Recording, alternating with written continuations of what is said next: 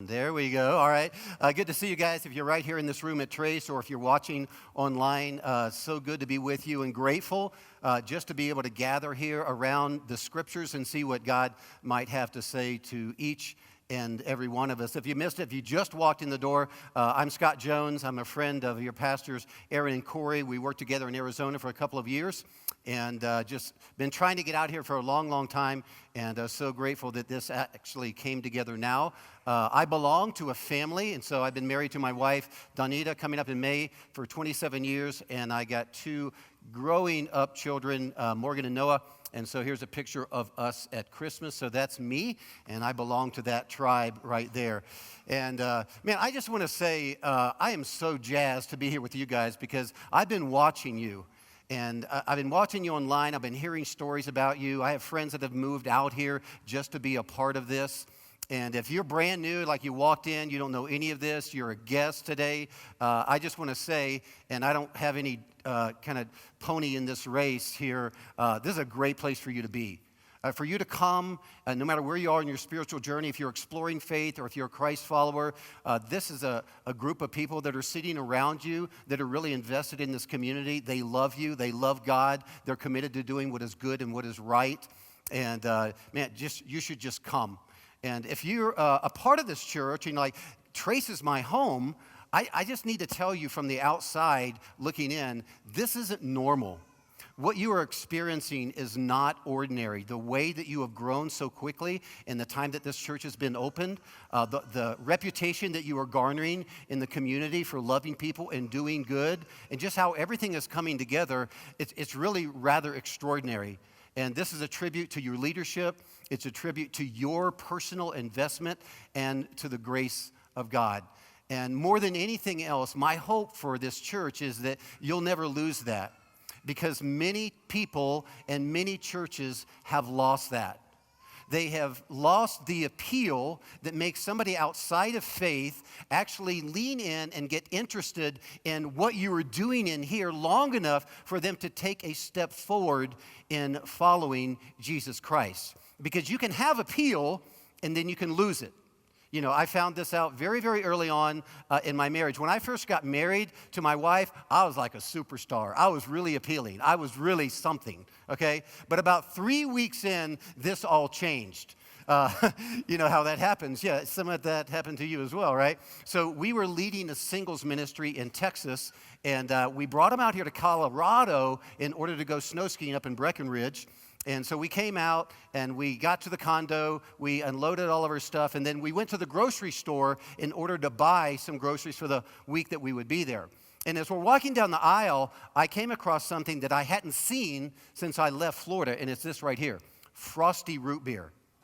Have you ever seen this? Anybody here? Because I think it's only in certain places now in Florida, Colorado, and I'm like, oh my gosh. and Donita's like, what? I'm like, Frosty root beer. She's like, so? I'm like, so? You're obviously uninformed, and if you're a beer drinker in here, I'm not going to ask for a show of hands. This is almost as good as beer, okay? It's really, really that good. And I'm like, I got to get some Frosty. Do you want some Frosty? And she's like, nah, I'm not really in the mood for root beer. I'm like, I'm going to pause right here.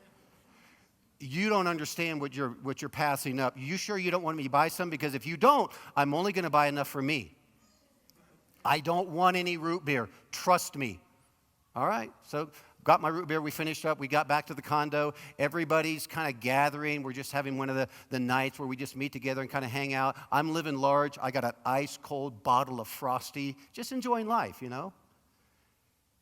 And then I look across the room, and I see something that kind of startles me because it's my new bride, and she's got something in her hand. I'm like, nah, couldn't be. No, there's no way. And the closer and closer that she gets, I realize, oh yeah, there she is with one of my Frosty root beers. So she gets a little bit closer. We're about face to face, and I'm like, what are you doing? She's like, what do you mean, what am I doing? I'm like, what are you doing? She's like, I'm drinking a root beer. Oh, I know you're drinking a root beer, but you're drinking one of my root beers. And she says, well, we bought it with our money. And I was like, yeah, but I asked you, and you said, I'm not in the mood for root beer. And, you know, you said, well, I changed my mind. Now I am in the root. You can't change. No. I only bought enough for me. And then she looked around in the room, and there were some other people with Frosties. And she said, well, he's got a Frosty, she's got a Frosty. I'm like, well, I bought enough for me and for some other people, but I didn't buy enough for you. And that's when I think she hit me in the head with a bottle of Frosty, because everything went dark after that, you know. And that happens in all of life, you know. We can lose our appeal. And we have to figure out how to keep our appeal, especially when it comes to faith in Jesus. And so that's what I want to talk about today. So if you write stuff down, here's the title of the message, Lasting Appeal. And if you, we're going to be in the scriptures today in Acts chapter 2 right here. And so if you've got a Bible with pages that turn or screen that scrolls, we're going to get here eventually. But first, I just want to show you kind of a phrase and just a little bit about why that mattered so much. But let's get on the same page when we talk about the word appeal. When we say that something has appeal, it means we're drawn to it, we're attracted to it. Everybody swipes right on something. We talk about a person having sex appeal. We talk about a house. I'm not going to buy that house unless it has good curb appeal. So are we all tracking? Yeah. So I'm going to put a handful of things on the screen. I'll go by them one by one. You raise your hand if this has appeal to you, okay? Hunting. All right, awesome. Outdoors. You're living in the right state. Black licorice. Yeah, love it or hate this one. Snow. Good for you. Olympic curling. There's a few lovers, mostly haters in the room all across the world, but that's a great thing. So you understand what we're talking about. Now, I'm going to show you one more, but no show of hands, okay? Here it is. Christianity. Now, that's a different idea, because when those outside of faith, those who are not engaged in Christianity, when they heard that word, they had a completely different reaction to it. No one swiping right, no appeal whatsoever. In fact, when people outside of faith were asked what they thought about when they heard the word Christian, here's what they said. Judgmental, too political, too focused on gaining converts, anti-homosexual, sheltered, and hypocritical. Wow.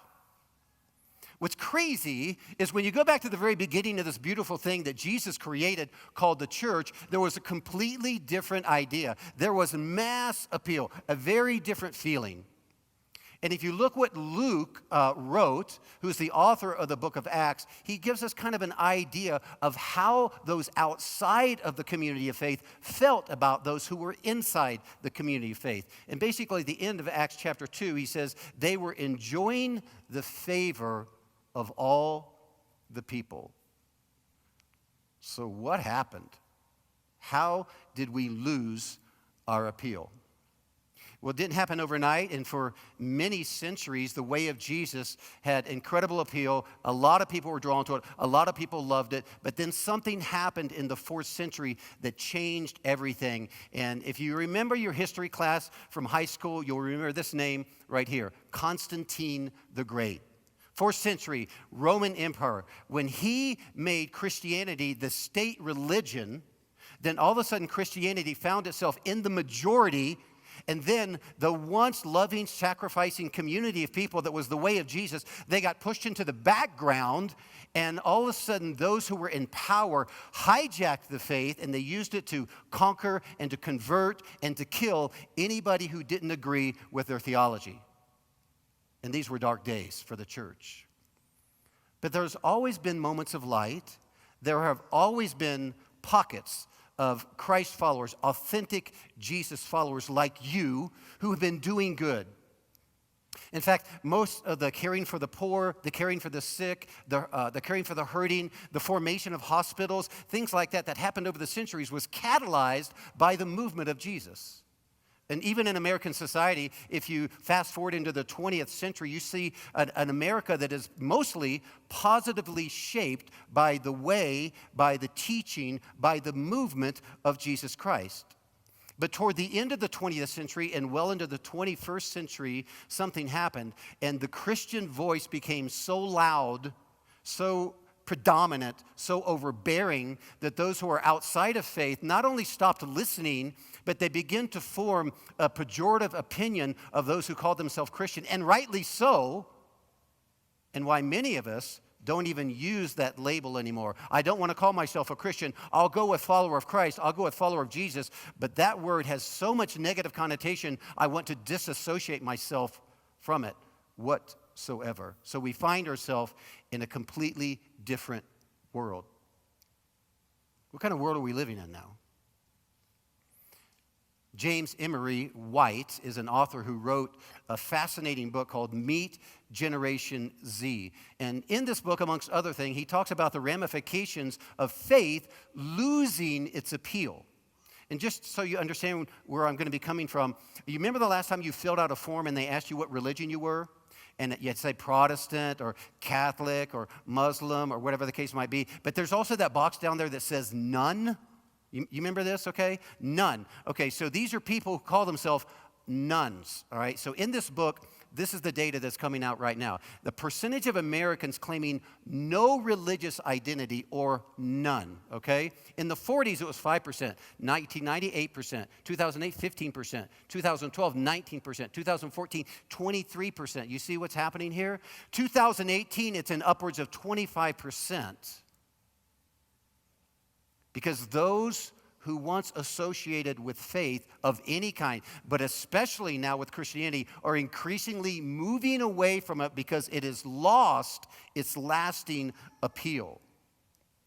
So I'm going to just close in prayer right now, and we're going to go home depressed, okay? I mean, there's a part of that like, yeah, I came to church for something inspiring.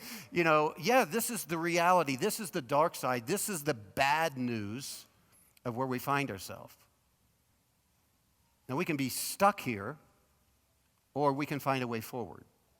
But in order to go forward, you have to go all the way back to the founder of this thing called the church, and that's Jesus. Because Jesus gathered his followers one day, and he made this declaration. He said, I will build my church, and the power of hell will not conquer it. And this is a statement of hope. But it's not hope that we're going to survive, because the church has never been about self-preservation. It's always been about self-sacrifice. But what it is a reminder that Jesus is alive, he's raised from the dead, he's always at work, and nothing will stop him from working in and through a community of people like this who will put aside their agendas, who will lay their lives down, who will move into a community in the power of the Holy Spirit and reveal a Jesus who loves this community, who died for them, who rose again, and is now offering them life. This is our way forward. And what's interesting is that even though the church, universal, may have lost its appeal, Jesus hasn't lost his appeal. If you read the scriptures, you'll be hard-pressed to find any encounter where anybody had an experience with Jesus where they walked away mad or angry or frustrated with him, unless it was a religious leader who was trying to control him. Why was that? Why is that? What gave Jesus such strong appeal? John, one of his early followers, who was a biographer of Jesus, revealed it this way. He said, the Word became flesh and made his dwelling among us. We have seen his glory, the glory of the one and only Son who came from the Father, full of grace and truth. That's the idea this church was founded on. This is what compels and empowers this community of people to move outside of these walls and reveal a Jesus that people haven't really experienced in a long, long time. The Word became flesh. This beautiful balance of having conviction, which you have to have, but treating people with kindness is what we have to get back to. And so at Trace, whenever there's a message, there's always a one thing, and here's kind of the one thing. Grace and truth, these things put together is our only hope for lasting appeal. If we don't have that, we don't have anything. And if you go back to Acts 2, this is what drove them. This is what allowed them to be who they were, to do what they did, and to have the kind of influence in the community that they had, that we are longing for, that we are praying for. And here's what the writer Luke said. They devoted themselves to the apostles' teaching and to the fellowship, to the breaking of bread and to prayer. Everyone was filled with awe at the many wonders and signs performed by the apostles. All the believers were together and had everything in common. They sold property and possessions to give to the poor, to those who had need. All right, there we go. Every day they continued to meet together in the temple courts. They broke bread in their homes and ate together with glad and sincere hearts, praising God. And here's that phrase again, enjoying the favor of all the people. There's something extraordinary going on here. And this is what we have to get back to. They were devoted, and as we are devoted the way they were devoted, truly devoted, when we invest ourselves deeply in every single way that we possibly can into the message of Jesus, in the life of Jesus, things will change. We will see people's lives changed right here. We'll see people's lives changed out there. We're going to see people overcome addictions. We're going to see marriages restored. We're going to see racial reconciliation. We're going to see people expressing love in a way that it has never been expressed before. And people are going to stand back and they're going to marvel. Because there's nothing that is keeping this community from being that community that we are reading about right here. And this early church lived with a unity and a harmony that nobody had really ever seen before. They hadn't seen this kind of a thing. The love they had for God, the love they had for one another, the love they had for those outside of faith was so compelling and so extraordinary. People were drawn in. They wanted to see what was going on there. It had incredible appeal. And they lived with an amazing power. And I don't know if we know what that actually means.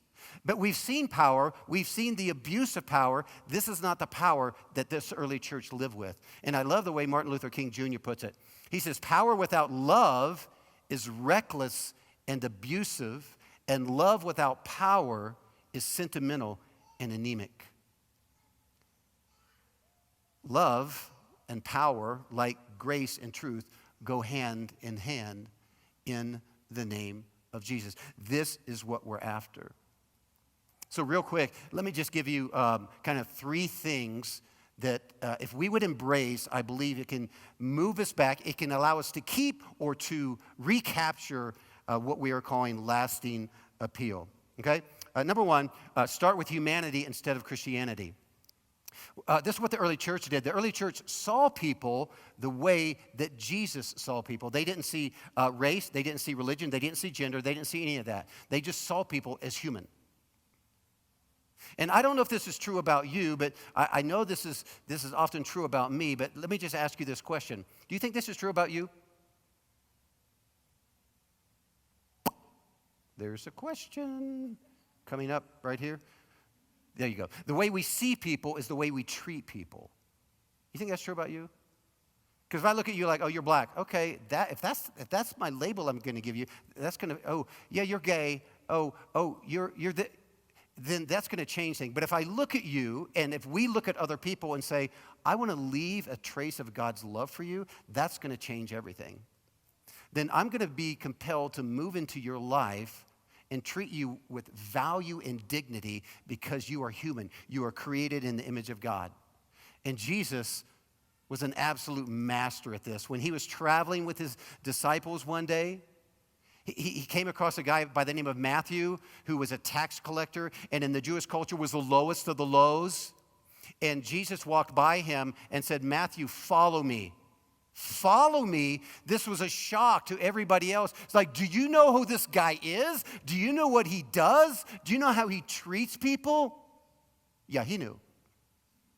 He didn't judge him. He didn't shame him for his occupation.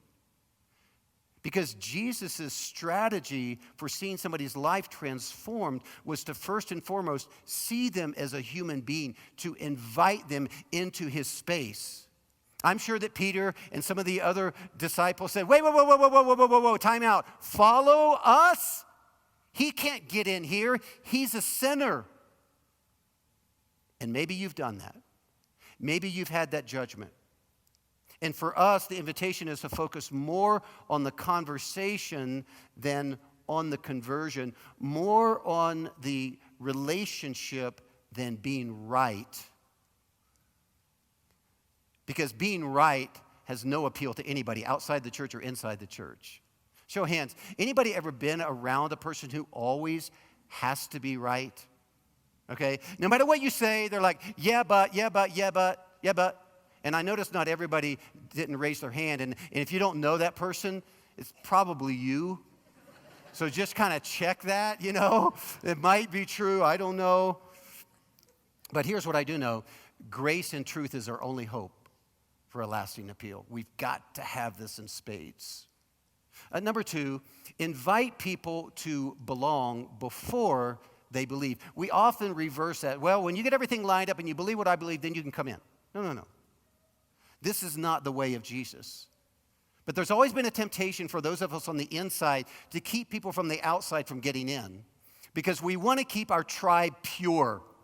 You know, whoa, we don't want to get that person in. You know, they believe this and they're living this kind of a lifestyle. We're like, keep them out, let them get all cleaned up, then they can come back in. This is always a temptation because we want to make sure everybody is lined up, and it's easier to focus on rules than it is relationship, because then I can just run you through my grid, check, oops.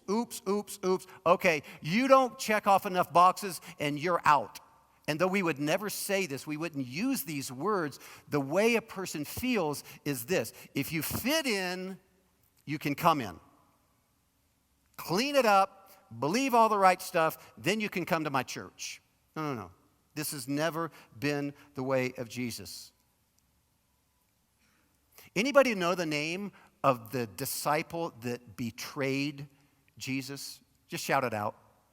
Judas, yeah. You don't even have to be a church person to know that. It's kind of made its way into society, which is why nobody's kind of sitting around right now. You know, they're pregnant. We're like, hey, we're thinking about baby names. We're like, right now we're settled between Jim and Judas. No, it doesn't. Nobody's doing that. Like, Judas, we all know that means betrayer. Nobody wants to be around Judas. But here's a crazy thing. The night Jesus was betrayed, he shared a final meal with his followers. And while they were eating, he drops a bomb. He says, one of you is going to betray me. And no one said, I bet it's Judas. No one. Because Jesus treated Judas just like he treated John. He treated him as a human being. He allowed him to belong, even though he knew he didn't believe. I just want to invite him in. One of the bright lights in the history of the Jesus movement was the 4th century, a guy by the name of Saint Patrick, and many of you have heard of him. Some of you know him as the patron saint of Ireland. Others as, you just know him right here, next, as a reason to party on March 17th. You're like, oh, he was actually a saint? No, I thought that was this thing coming up here in a few weeks. No. But incredible thing, a way that God worked in him. He planted, check this out, 700 churches.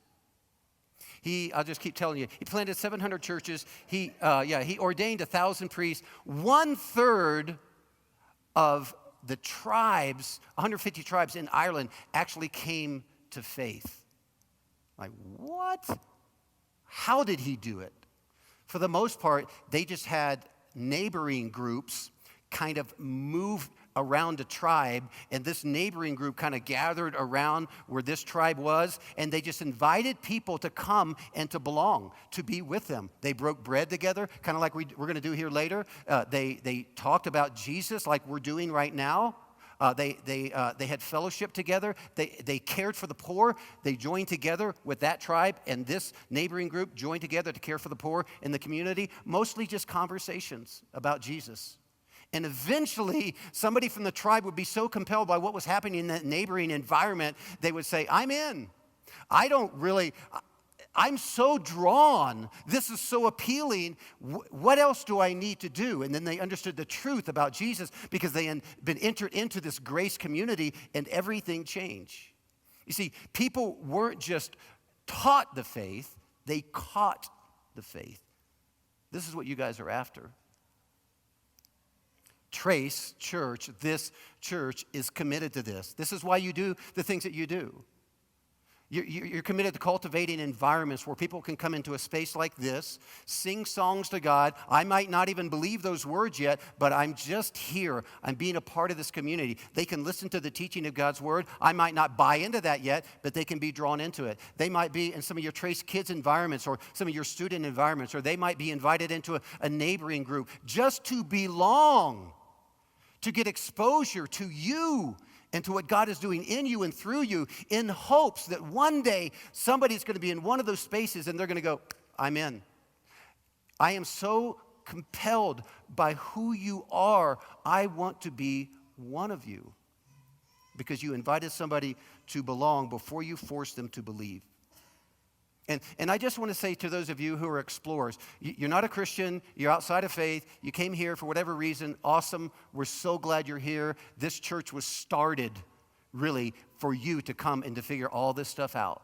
But I want to challenge you to hold in tension this beautiful thing called grace and truth. Because it's easy for you to grab a hold of grace and say, I love that grace part. No condemnation, no judgment. I don't have to do anything. I don't have to change. I can just jump in. I can just belong.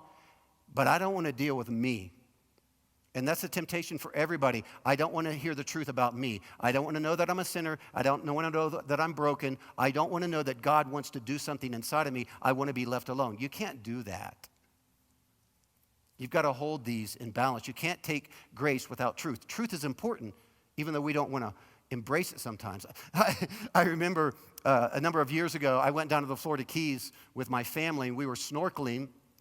And so it was day one, and I was out snorkeling, and I saw this beautiful spotted stingray that looks like this right here. And I'm like, oh, that is awesome. I'm like, I want to pet that. Which is really not, I don't know why I went with my first impulse, but I did. And so I went over there and I just stroked my hand across its back, and it flipped its tail up and jabbed its barb right into my hand. Immediately, it just shot its venom or poison or whatever right into my nervous system, and I just blacked out. Fortunately, my brother-in-law was right over here. He grabbed me, kind of rescued me, brought me into the boat, kind of brought me to, and then the pain. Oh my gosh, my hand was throbbing. I've never felt anything so painful. I'm crying, I'm screaming, kind of like a man would do it. And then, I mean, you know what I'm saying, guys. And then my brother-in-law, who's from South Carolina, who speaks with this great southern drawl, he said, I heard that if you pee on that, it'll feel better. You want me to pee on it? And I was like, oh, just for a moment, I'm like, oh, this hurts so bad. Would that actually work? Is that true? But I'm like, no, not this time, you know. So I suffered all the way to the hospital because I didn't really want to embrace what might be true. And maybe you're there. Maybe you've been there. And back to those who are exploring faith, if you're going to be honest, if you're going to have a true, honest journey in faith, you've got to embrace the truth as well as embracing the grace. Number 3, this is huge. Hold the truth, but lead with grace. Hold the truth, but lead with grace. And I just want to show you a verse. This is a very popular verse for anybody who's been around the church for a while. Ephesians 2:8. For it is by, say that with me, grace you have been saved. And I find it ironic that those of us who have been saved by faith, most of the time we want to lead with truth. Maybe because it's easier, maybe because it seems right, maybe because it's less messy. But Jesus was the truth, but he led with grace. There was a woman one day who was caught in the very act of adultery, who was brought to Jesus by some religious leaders, not because they cared about the truth, but because they wanted to trap him. And the reality was she was guilty. The law called for stoning. Truth called for consequences. And Jesus was the only one without sin. He could have stoned her. He was the only one that had the right. He could have kind of pulled out of his mind, do you know that the 7th commandment says, thou shalt not commit adultery? He could have done that, but he didn't. Completely different approach. He said, I don't condemn you. That's grace. Leave your life of sin. That's the truth. And I know this idea of leading with grace and putting truth kind of on the back burner for a moment stirs something up in every single one of us at some level, because there are so many reasons. You can think of so many instances where this doesn't work, right? Well, you don't know my ex, okay? Or there's this guy that I did a business deal that went south with. Or I have this friend who betrayed me. Yeah, but. And I get it. It will be messy, and you will be judged. Because you're going to be seen as somebody who's soft on the truth, or you're overly tolerant. Like, oh, you're one of those. Yeah, not a true Christian. I love what Pastor Tim Keller said. He said, tolerance isn't about not having beliefs. It's about how your beliefs lead you to treat people who disagree with you. That's really a good test. And honestly, anyone who's on the side of truth is going to be a gracious person, because in Jesus, grace and truth, they go hand in hand. You can't separate them. Now, I've not gotten this for many, many years. And when I was early on in my faith, I didn't get it at all. I was the only one in my family who was a Christian, and I went to church on a Wednesday night, if you can ever remember that, anybody who's that old, and they had a traveling evangelist come in. If you don't know what that is, that's the guy the pastor brings in to say something to the church that he's too afraid to say. So he was there. And basically, his message was, if you don't go home and warn your family about the coming judgment, their blood is going to be on your hands. I'm like, I'm a teenager, I'm like, I don't want anybody's blood on my hands. So, I went home loaded up with truth. And so I walk into the house, and the way our house was set up, my 4 sisters and my mother were sitting around the dining table that was kind of here in this area. And then over here was my father. He was sitting in his chair in the living room. And these 2 rooms were separated by a sliding glass door that was open at the time. Okay? So that's kind of the setting. So I kind of walk into the house and said, guys, just came from church, and you're all going to hell. I mean, pretty much like that. And my sister, who's the more vocal, says, oh, whoa. You're saying mom's going to hell and dad's going to hell just because they don't believe what you believe? I'm like, no. Let me back up. You're all going to hell. Okay, let's be inclusive here. And it was honestly, it was about that tactful. And it wasn't my finest hour. And I'll never remember this. I'll never forget this, actually.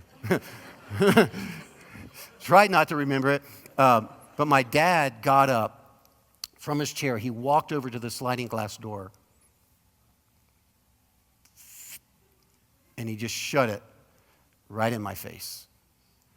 And that was a metaphor, because it was his way of saying, I'm closing the door to whatever it is you have to say. Because I didn't lead with grace, I led with truth. Now, several years later, my little sister came to faith, and many years after that, she led my dad to Jesus, which is really, really cool. But I like to say I planted the seed. So maybe, just in summary, if we start with humanity instead of Christianity, if we invite people to belong before they believe, and if we hold to truth but lead with grace, maybe we'll see more of what happened as a result of everything the early church did that's revealed in Acts chapter 2. And Luke says, and the Lord added to their number daily those who were being saved. And I know that's your heart. And I just want to tell you why this matters so much to me right now, why this conversation is so important. Because my daughter, Morgan, that I showed you in a picture a little bit earlier, she came home 2 Christmases ago.